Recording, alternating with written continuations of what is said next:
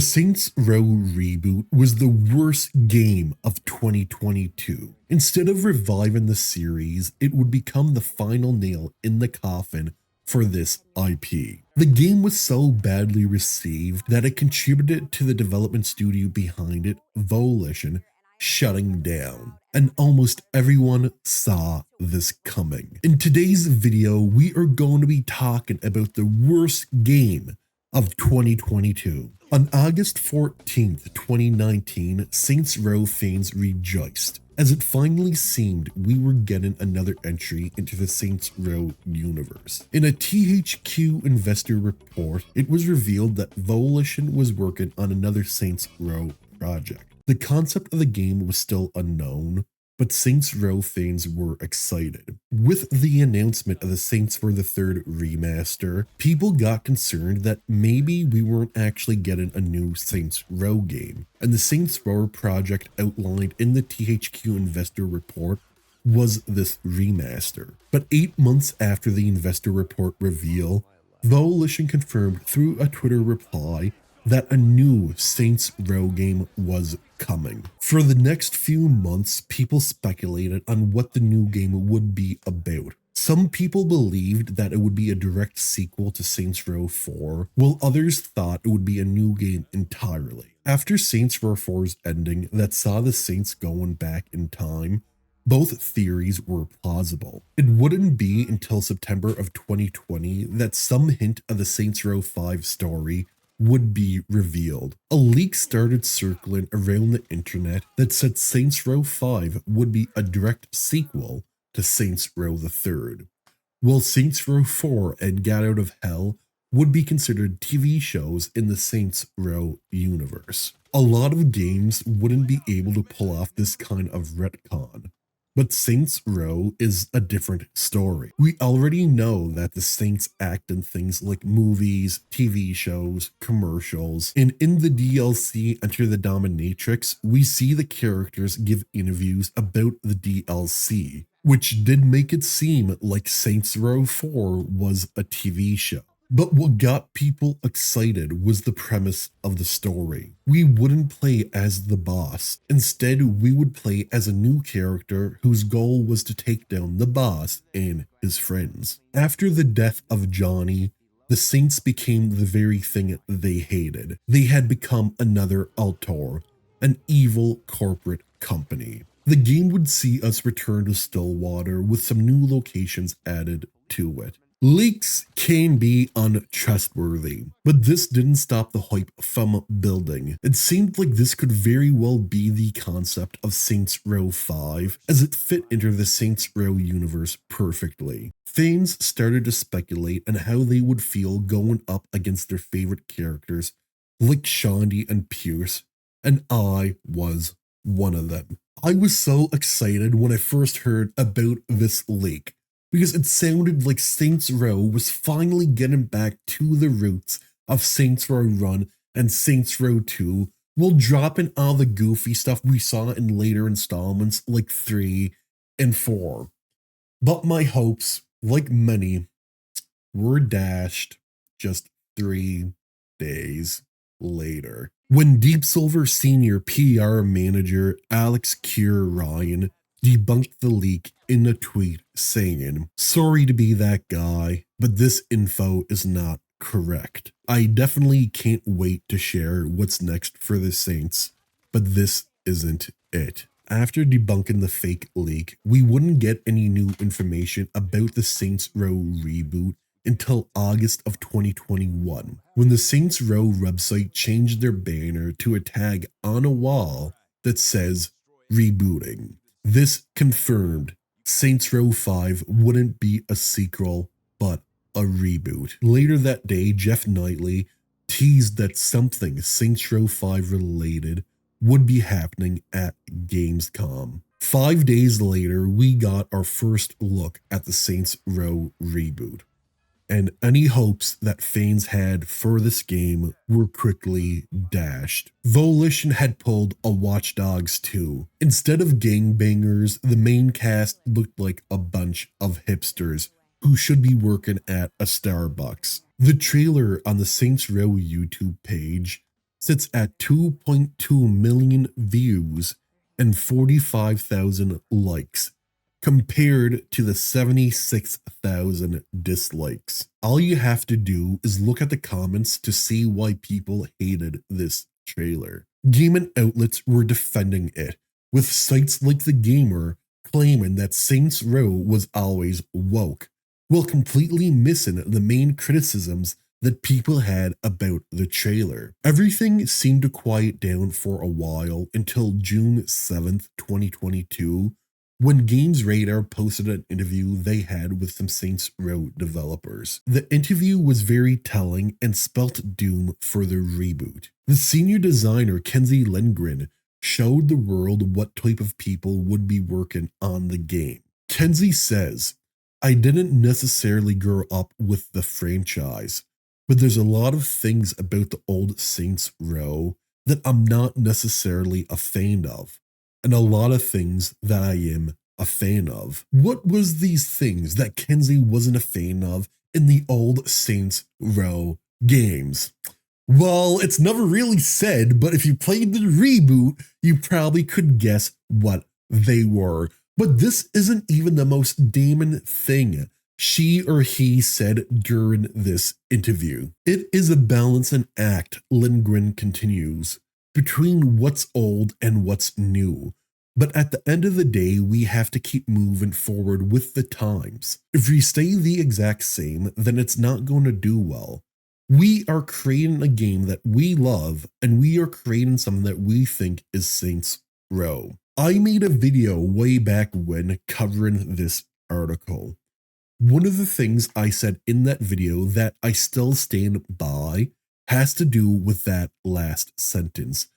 We are creating a game that we love, and we are creating something that we think is Saints Row. They were making the game for themselves and not for the fans. They were creating a game that they loved, that they thought was Saints Row. Never mind listening to the fans, because everyone knows fans don't buy anything. The people who actually buy millions of copies of games are the developers who worked on said games. A little over a month later, the first 15 minutes of gameplay dropped. Graphic-wise, it looked like a game from the 360 PS3 era, but the worst part about it was just how bland and unoriginal the gameplay felt. Within the first 15 minutes, we are introduced to a reskin of Stag from Saints Row the Third, and closer to the end of the trailer, they reskinned the giant ball fight we get in Saints Row 3 right before we kill Philippe, but instead of a giant ball, we are now on a VTOL. Then there was the issue people had with the voice acting not seeming to sync up. By this time around, any hype people had for the game was just completely gone. It didn't take long for Volition to respond to all of the hate that the gameplay received, as the very next day VGC released an article titled Saints Row Interview.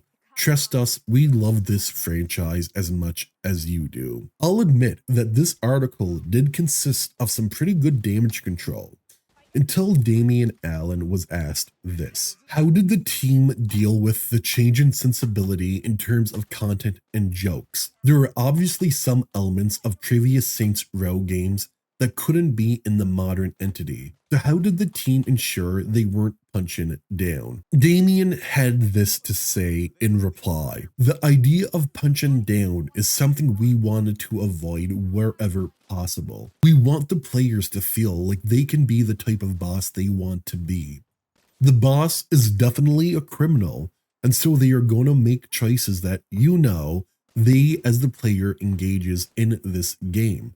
They are not exactly someone that you would say, hey, is this the best person to have around a non-criminal moment? All the developers here understand the world we live in it now, and we want to make sure that we embrace the ideas that games are for everyone. We really want players to say, this is my game, this is my world.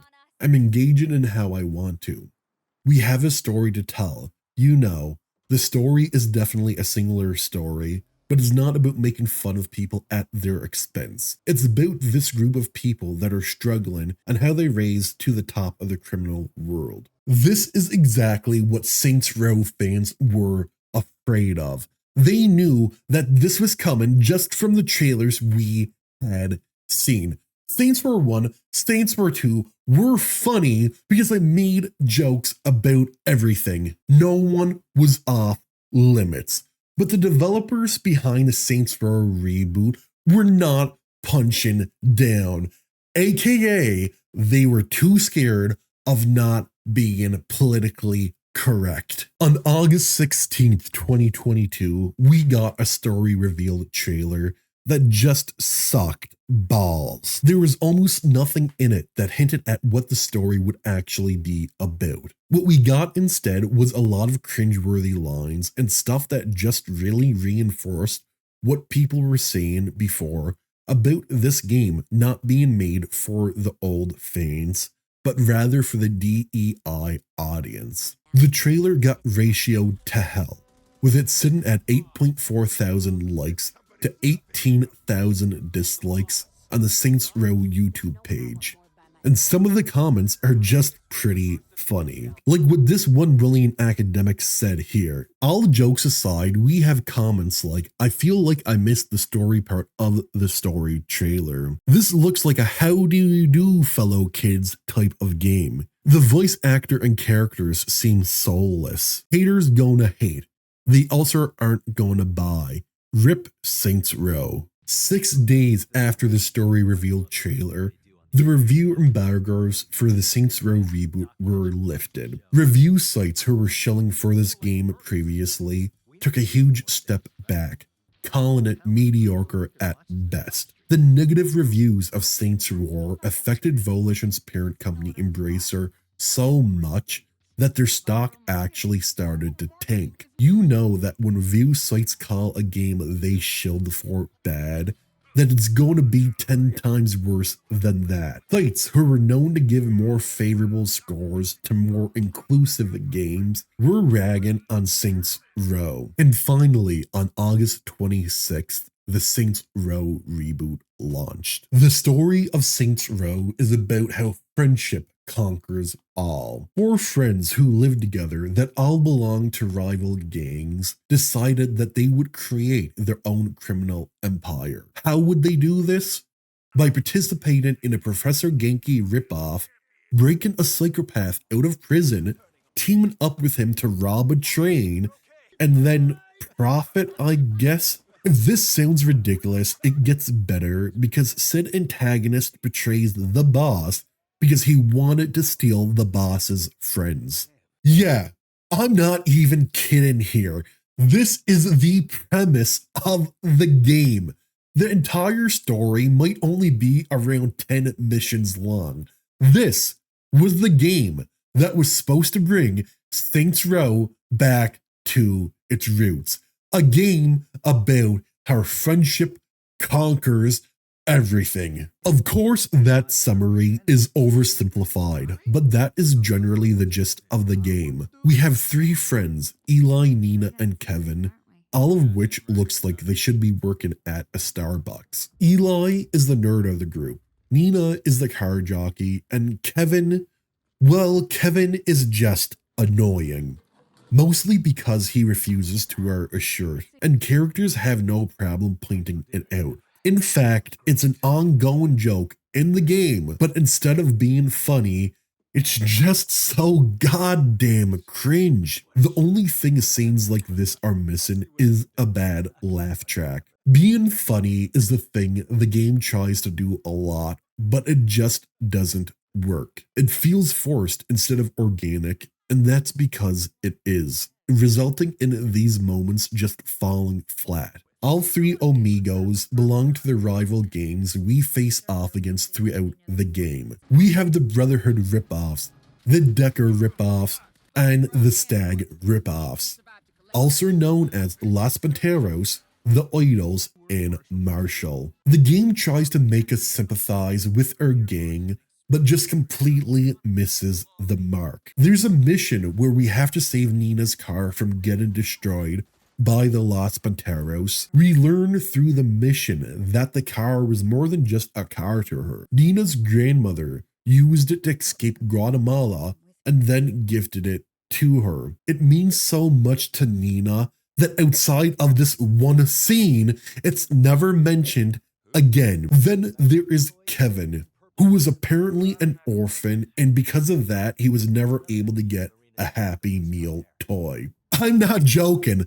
That's his tragic backstory. The only good backstory is Eli's, and that's because he has none. Like a lot of aspects of the game, Volition tried way too hard to make us sympathize with the Saints by making them relatable. The only problem is they completely fucking suck. People never liked Johnny Gat, Pierce, or Shandy because they went around saying how hard their life was. No, they liked them because they were good characters with their own personalities. The only good character in this entire game was the Nawali. The first of the game sees our boss, who is a part of Marshall, track down and arrest the criminal, the Nawali, who we then later break out of prison when we form the Saints. The best way I can describe the Nawali is that he is everything our boss should have been.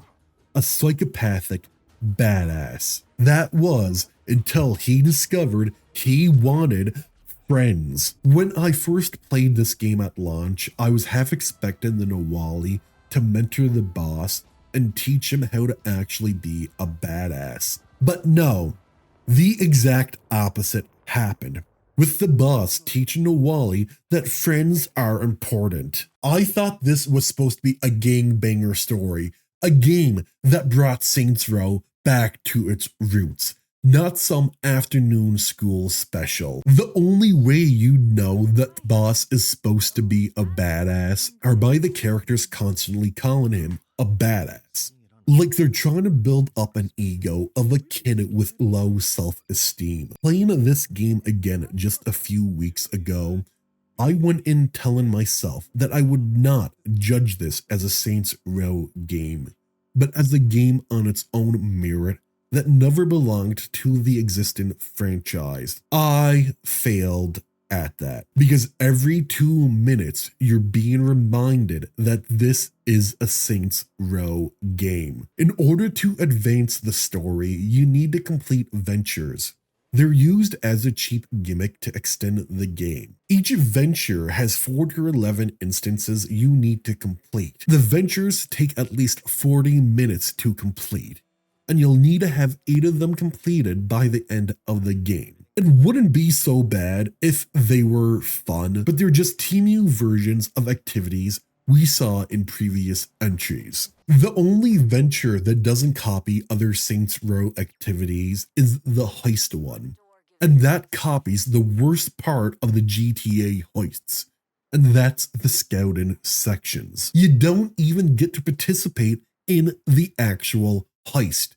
Instead, you wait outside, kill some guys, then drive away. Cutting all of the ventures out, the game is only around 4 hours long, if that. Which isn't a bad thing because the story is the farthest thing you could get from a gangbanger story. The only semi-decent thing about this game was the combat, and that is because it actually felt like Saints Row. The shooter and cover system is similar to Saints Row the Third. We also have the ability to upgrade and customize our weapons. But even still, one good thing doesn't turn a piece of crap into gold. There is one thing that I haven't mentioned about the game until now, and that is the DEI slop. Saints Row was always known for being politically incorrect. It riled up police unions and the likes of Anita Sarkeesian, but the reboot is nothing like that. Places like Freckle Bitches are now renamed to FBs. Rim Jobs is now Gym Robs.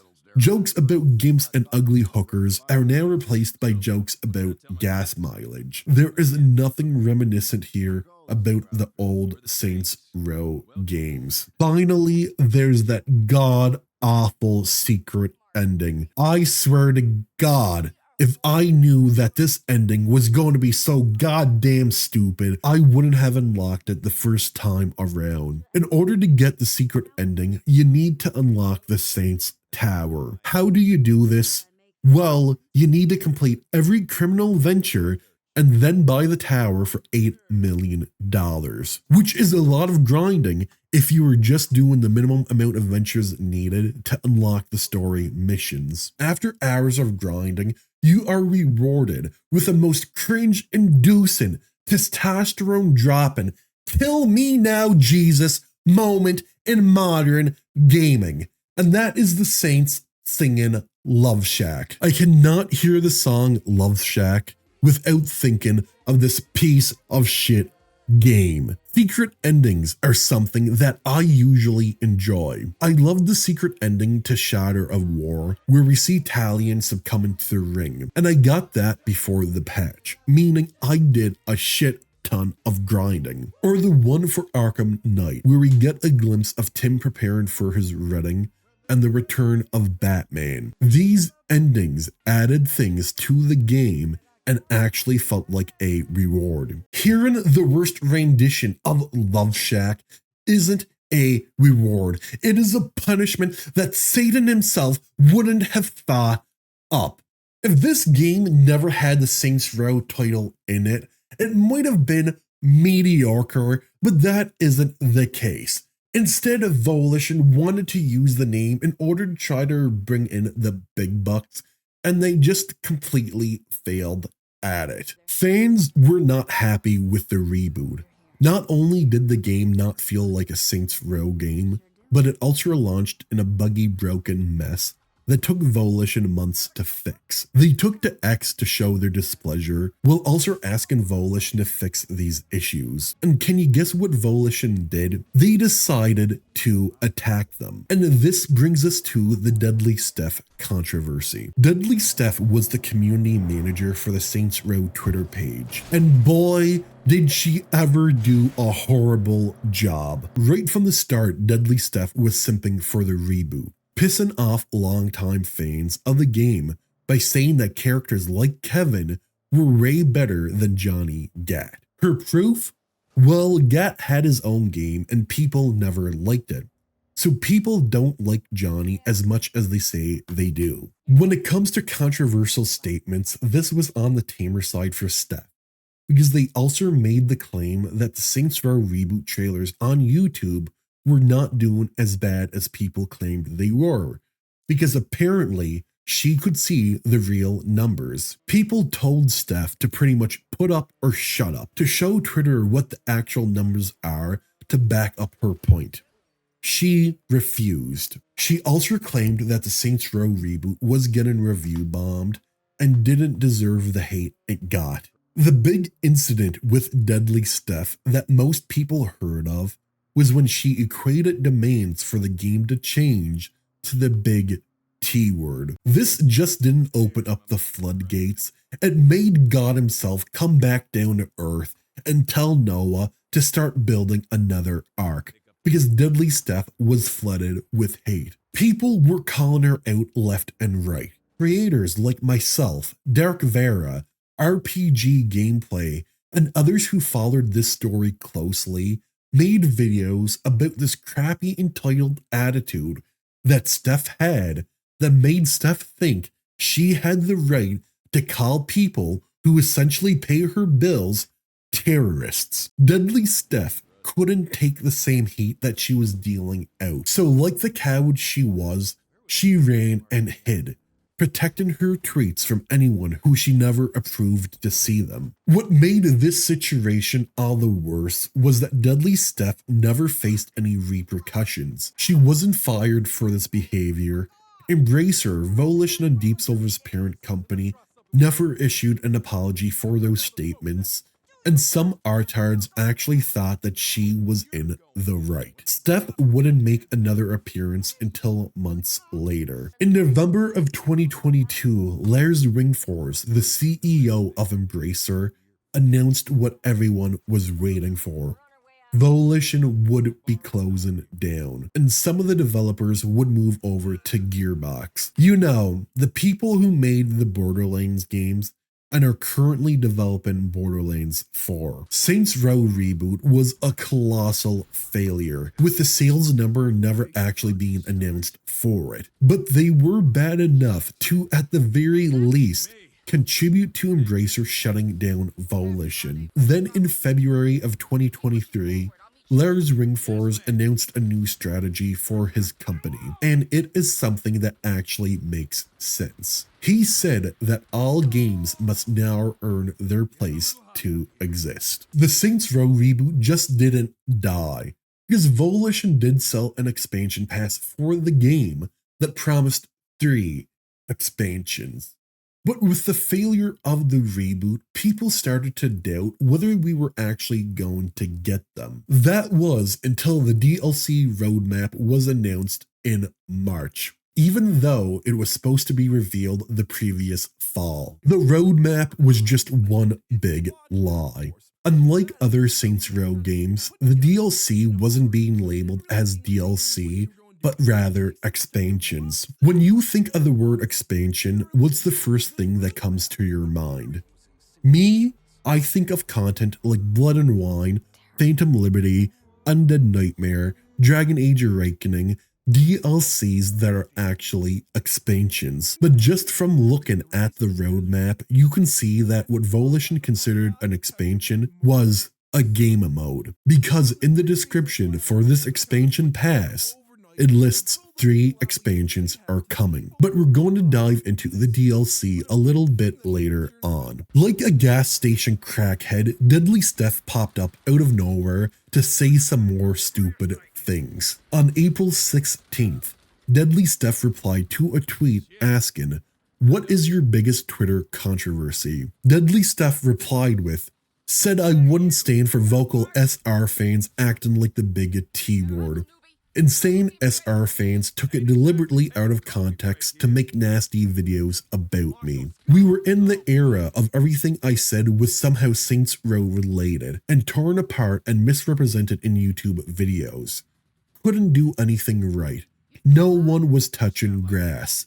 Wouldn't have happened if I was a dude, just saying." There it is, folks. The entire reason everyone was hating on her was because she was a woman. Never mind that fellow developer Alex Warren got hate and videos made about him too when he posted this meme here. But hey, I guess maybe Alex identified as a woman, and that's why people like me made videos about this situation, I guess. Deadly Steph is that oblivious that she thought she did nothing wrong, that she was just calling out bad behavior, which she wasn't. The behavior she spoke of wasn't bad. There was no one going out of their way to attack her.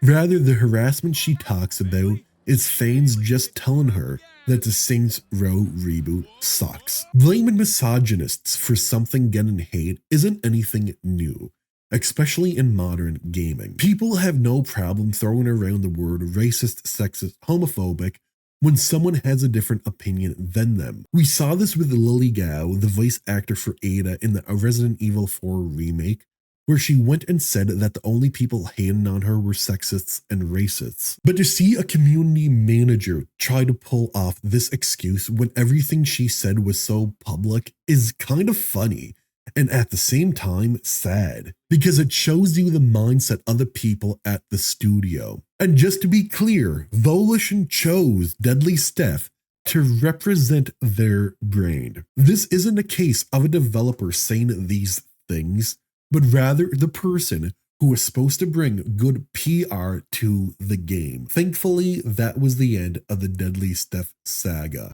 but not of the Saints Row reboot. May 9th, the Heist and the Hazardous launches, and if Volition never proved how incompetent they were before, they did with the launch of this expansion. People who bought the game were not even able to download it, and those that were greeted with 3 missions and a small area that was another buggy mess. On July 6th, Murder Circus released, which was a game mode featuring Boot Camp Hill that would see players take on hordes of enemies, somewhat similar to the Horde mode in Saints Row the Third. And finally, on August 8th, the last expansion came out, A Song of Ice and Dust. This expansion focused on the LARP that takes place in Santo Ileso, and it's just as cringy as the rest of the game. Although it did have a few more missions than the Heist and the Hazardous, calling this an expansion is just wrong. But this is what Volition did in the hopes of selling more expansion passes. All 3 DLCs were labeled as such, even though they were not. When I pointed this out way back when, some people told me DLCs and expansions are the same thing. I'm going to say now what I said back then. No, they are not. Every expansion is a DLC, but not every DLC is an expansion. Volition knew this. Saints Row the Third Season Pass was labeled as a Season Pass. Their DLC was labeled as DLC, whereas Gat Out of Hell was labeled as an expansion, as it was rightfully one. Volition labeling these DLCs as an expansion was just another slimy business tactic they used to misrepresent this game. The chickens always come home to roost. Volition's constant lying, their attacking of fans, their delusions would finally come to an end when on August 31st of 2023, a little over a year after the Saints Row Reboot launched, Volition officially shut down. Any hopes for a true return to the Saints Row franchise died with this reboot. Saints Row 2022 should be looked at as a warning to other developers about what happens when you attack your fans, when you lie to them, when you make a game for yourself instead of for them. But most of all, the Saints Row Reboot 2022 is a story of a failed redemption. If you've made it this far, why not hit that like, subscribe, and notification bell, and let me know whether or not you think that the Saints Row Reboot deserves the hate it got. I'll see you all in the next video. Peace out.